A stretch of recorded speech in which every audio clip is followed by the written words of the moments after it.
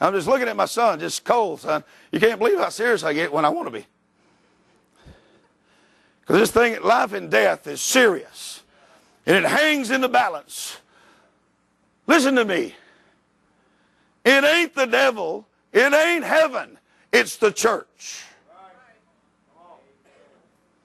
You don't understand that yet.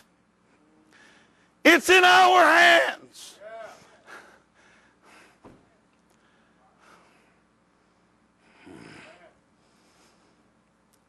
Jesus was victorious over death, hell, and the grave. True or not?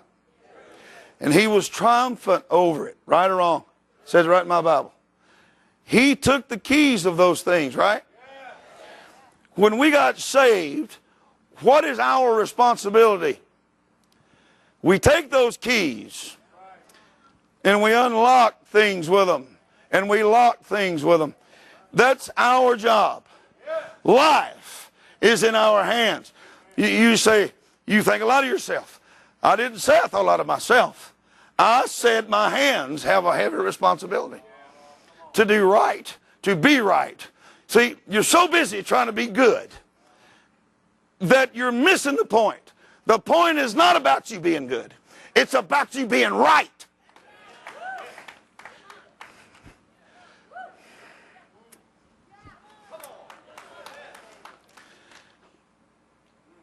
These great men of God, David didn't think about, they made fun of him because he put on Saul's armor and all that stuff. We know about that. He threw that stuff off. You know what he said? Now this man Saul is a seasoned warrior. Everybody fears him in the whole land. All sides of armies fear Saul. Great big massive man, a head taller than everybody else. Golly, he's an amazing soldier. And he put his armor on David. What did David say? This is untested armor. What's wrong with the kid with that kind of arrogance? But he wasn't demeaning Saul or his armor. That stuff is made by humans, for humans, make a man great, but what I got is the Holy Ghost, and it makes God great.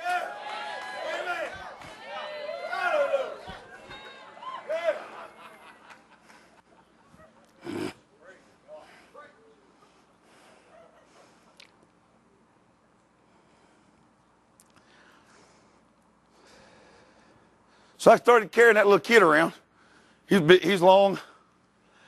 He was so skinny. His face was so drawn, malnutrition, and he stank so bad, had so many diseases. His eyes was bugging out, and he wasn't going to live probably another day or two, maybe. I don't know how long he's going to live. So what do? Throw me a cliche, because you don't know anything else.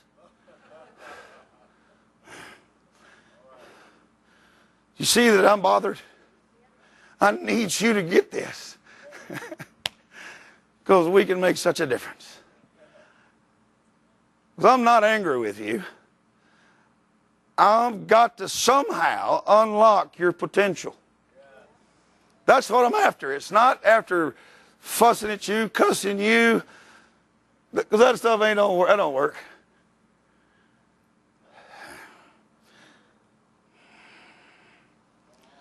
Finally, I just went back to talking about what I was talking about. Never did do the official prayer. I forgot. And I know that goes against all y'all's books and rules and all that stuff, but y'all are so wrong, so it don't matter. So, I went back and forth with this kid a while, then he got heavy. You mamas are astounded how you can carry them kids around all the time. I work out all day, every day, and I still can't carry kids for just over 2 hours or something. Mamas are amazing. They don't look like they work out, and they carry them 40-pound kids all day. And then, so anyway, it's true, isn't it? So I got tired, so I walked back over to my son, and I chunked him that kid. And you carried him a while. You're bigger than I am. You're stronger than me. He held him a while, and I don't know what happened to the daddy and all that. They left.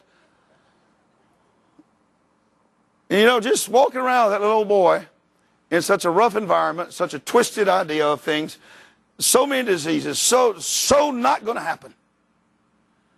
God wades through there and hits that kid and heals him. But whenever he got home, the kid started moving and got straightened out and all that. And they was all crying and weeping. And then it just went through the house and they all got healed. Isn't that nice? That's nice, isn't it? I like that. See, I like that. You see, I like that. I like that. No, turn somewhere. Go with me over here. I decided to change. I ain't going to look at them other guys. Ezekiel, then Daniel, isn't it? Let's go to Daniel. He's another one of these famous fellas. Y'all do all kind of stuff that he didn't do and call it him. Wait a minute, I took my marker out. Why'd I do that? Svetavatra. I learned a new word when I was over there in Croatia just now. Svetavatra. Svetavatra. Holy fire. That's Hrvatska. That's Croatian. Oh, see, I'm talking horse to you. Did you hear it?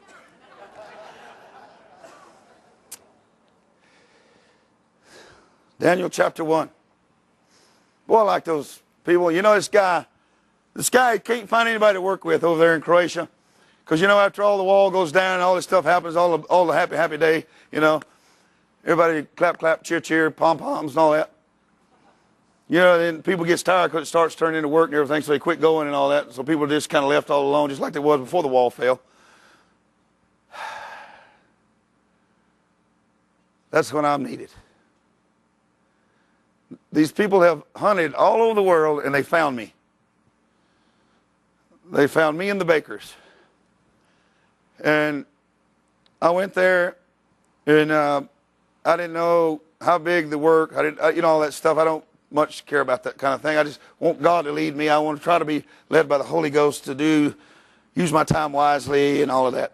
And so I'm there, you know. This man was sitting in a Muslim village in one of the Balkan states. I'm not going to tell you because it'd get somebody in trouble. He was there when the war started.